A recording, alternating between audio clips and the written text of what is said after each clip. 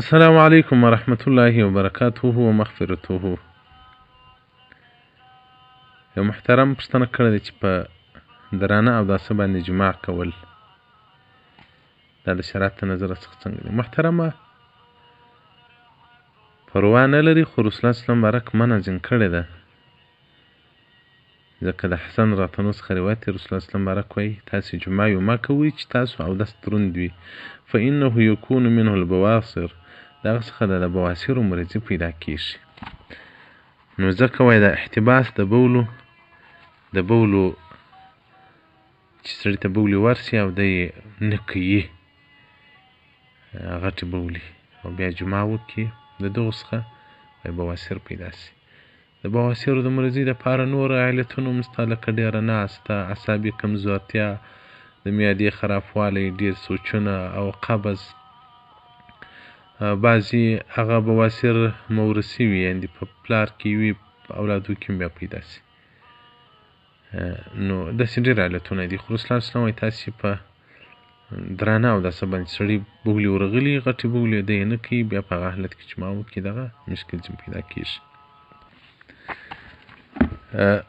شرح زرقاني پر مواهب لدنیا جلد نمبر 10 صفحه نمبر 20 او د بواسیرو د مرضي دپاره که چاته یا ډاکټر ور معلومي، داسې تجربه سوی یا دوا ور معلومي، بعضې ورونه سته ډېر په تکلیف دي، پوښتنې یې هم کړي دي، بعضې نبوي علاجونه ما ورښولي دي، یادمونه، خو زموږ لاسرسی نه ورته کېږي چې ساختونه یو شی ورکړو. که چاته وا نوم ور زده یا څوک ور معلوم وي، بیا دې په شخصي قسم ما سره په رابطه کې سي، زه بیا هغه ته انشاءالله رهنمایي وکړم. ما خو ستا څه اندی جوړ کړی دي، زما امید دغه ته چې هم ګوندې خدای هم په دغه وجه وبخښي. د بیخي دا چا راته امید دي، د ښځو د نارینهو. دا اوس په ګروپ کې پوښتنه کړې وه، 14 ګروپ ما خلک 18 ګروپ کې پوښتنه کړې وه، مولوي صاحب نوم یې وځي، ما درانه کارونه ما کوه چې نو دې وسي.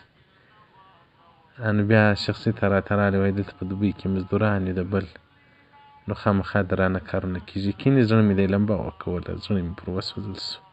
مال بیا به زه انشاءالله د نامه تعویض شی شخصي ته در واستوم. په ګروپ کې که ما نشر کې باره ټول درته راځغلي، دا پرونه چې څوک زنګونه راته ووایي، اوس له خدایه هم بیرېږم، کاشکې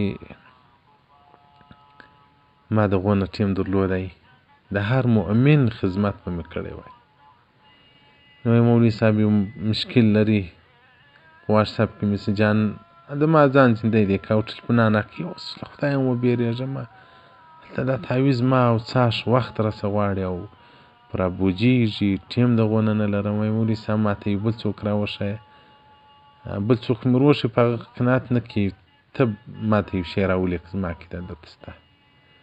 ستاسې دعا وکړئ چې الله ما خادم د امت کړي، چې دا د رسول الله د امت خدمت وکړم، په هر لحاظ چې د امت خدمت وکړم. دا د رسول الله امت دی، تاسو ته قدر نه لري، ما ته کینې دا هر سړی دومره په سترګو کې قدرمند دی، مؤمنان دي، اهل د ایمان دي.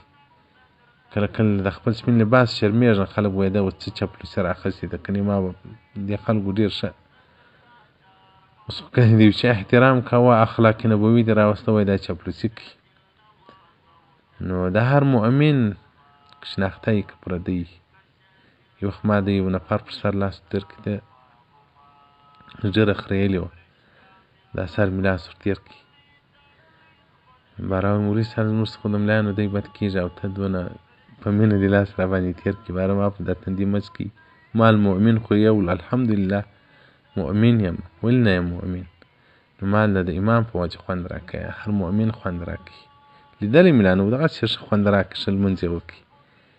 نو بیا وعده را سره وکړو، دا ږیره هم پرېږدم. نو مؤمنانو په خدمت کې دي، الله ژوند را کړي او اولاد یې په دغه امت کې ورولي. والسلام علیکم ورحمة الله وبرکاته.